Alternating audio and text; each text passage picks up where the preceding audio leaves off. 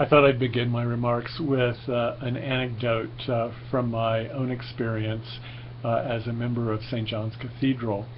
About 10 years ago, well, actually it's more like 15 years ago, when Charles Kiblinger was Dean of the Cathedral, he convened a long-range planning process, and I served on the worship task force, and we discussed a lot of matters about worship at the cathedral.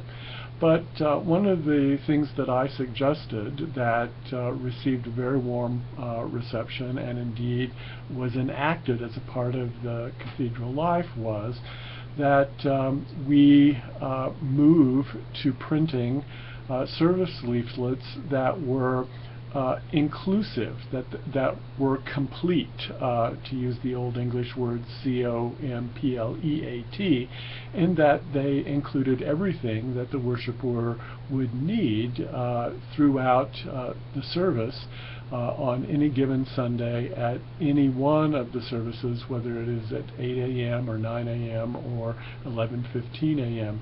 At the cathedral, the 8 o'clock service is a sed service. At 9 o'clock, it is a family service that always uses Rite 2. At the 11:15 service, it's a Rite 1 service. So I wanted complete service leaflets that had not only the prayers and the Eucharistic prayer, but also the hymns and the psalm setting and the readings from Scripture. Everything in the service leaflet, so that folks wouldn't have to fumble with books and with pages. And the reason I proposed that, and I think the reason that it was adopted, is that with the 1979 prayer book, we were given several alternatives. And so there's not only the alternative between Rite 1 and Rite 2, but there's also the alternative between using Eucharistic prayers A, B, C, and D if you are using Rite 2 for the principal service on Sunday. Because we're given alternatives, that means you have to fumble through various pages of the prayer book. And wouldn't it be easier, wouldn't ease of use dictate that one have everything printed in a service leaflet? Not only does the prayer book provide for those alternatives, but as you know, the Hymnal 1982 provides for alternatives as well. Not only did the Hymnal 1982 provide us with hymns with which we were familiar, as well as new hymns, but also it was the Hymnal 1982 is prefaced with service music for the first time that exposes us to a number of musical settings for the conduct of the Eucharistic liturgy, a number of settings for the Psalms.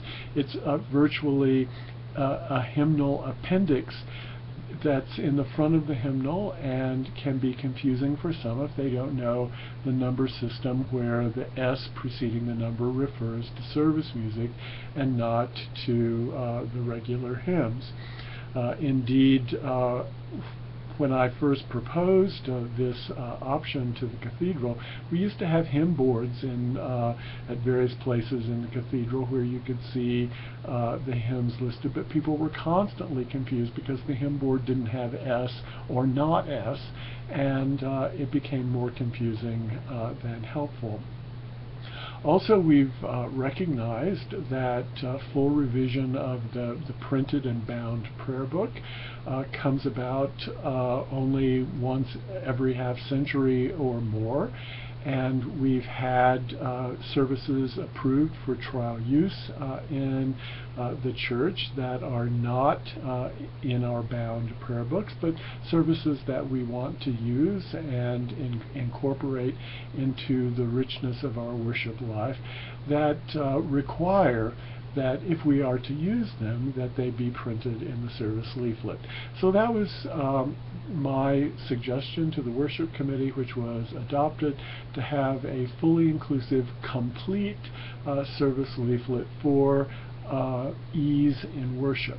But it wasn't simply about ease in worship. The point that I made, and I think the point that won people over in doing that, is that it had an evangelical purpose, and that is when new people walked into the Episcopal Church, to the cathedral. I mean, the cathedral is a big place. It's daunting enough. There are lots of people there that you don't know. It's easy to feel lost.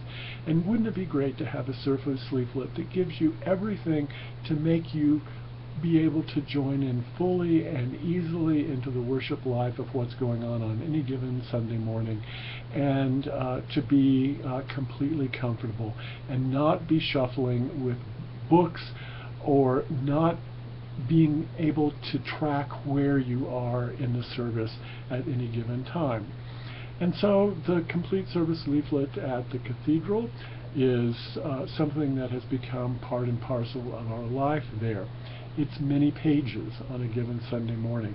It's an ecological disaster. I rue the idea that of all the paper, even though it's recycled paper, and it's recycled paper that's then recycled after the service, it's still a lot of paper and a lot of printing and a lot of time that goes into it. We have a full-time staff person that works on the various service leaflets throughout the week. But at the time, it seemed like a great idea. And it provides us with flexibility, which I think is absolutely important as we think about our worship life together. But there is a downside to that, and that's what I wanted you to reflect on this week. And that is that if you have a service leaflet like this, do we as Episcopalians any longer think of ourselves as that people of the prayer book? When we go into our churches, do we still find that darkened stripe in the middle of the prayer book that identifies those pages where the Eucharistic services are found? A dark stripe that is there because that's where people have thumbed the pages of the prayer book. Or in the back, for example, if you go to St. Martin's Chapel in the cathedral, where we have our daily morning prayer and evening prayer, you find the Psalter equally kind of thumbed and darkened, and you get that sense that there are people who are praying and using the prayers in this book, and that this book is an important part of the way in which we identify our spirituality, our worship life together. I worry about that part of our Anglican identity, and was asking you in your thoughts in the discussions this week if that's important, or should we just let go of that? Just move on and join the 21st century and think of our Episcopal identity and our prayer book identity maybe in electronic means, or in a different sort of way as we think about the way in which our worship defines our life together. Maybe it is, as Don pointed out earlier on in this course, being together and breathing together.